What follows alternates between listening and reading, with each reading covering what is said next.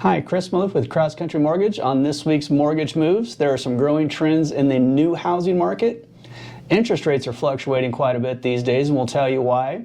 And real estate agents are not flooding into the market like they used to. Stick around, we're going to show you some trends.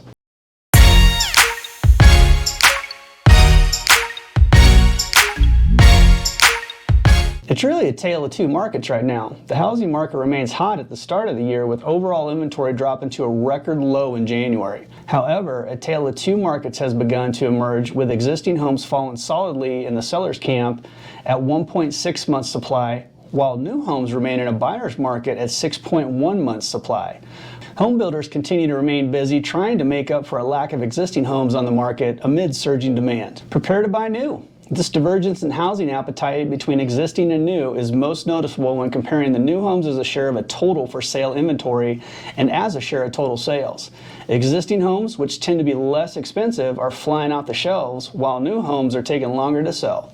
New housing construction is not dispersed equally. As we take a look at this graph, we can see new construction activity by state overall. Diving into new construction activity across housing markets reveals a profound impact, as new construction activity plays a key role in creating affordable housing solutions. A lack of adequate new supply to meet local demand, in large part thanks to overly restrictive zoning and other land use regulations, has discouraged builder activity and pushed up home prices to unsustainable levels in many markets. Another growing trend, the flood of real estate agents becomes a shower. The lack of homes for sale is also having a direct impact on the real estate agent profession.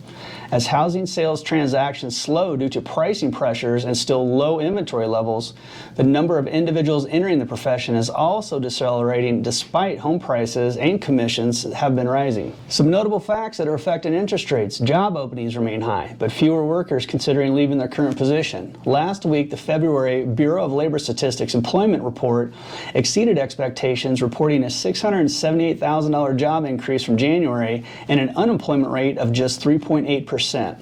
The January Job Openings and Labor Turnover Survey, short for JOLTS, was released Wednesday. Job openings were still elevated at historically high levels as hires and separations flattened. Voluntary separations, those are people that quit their job, however, slipped from 3% to 2.8% to start the year. A higher quits rate typically indicates workers feel confident in their ability to secure another position if desired. Nonetheless, the metric remained improved from readings this time last year. Despite global tensions and uncertainty, the U.S. is still poised for recovery to pre-pandemic employment levels this year. The CPI, Consumer Price Index, up big year over year. The 2022 Winter Paralympics are coming to an end this week, and so is this brief interlude of lower interest rates, with the U.S. CPI skyrocketing 7.9% year over year in February.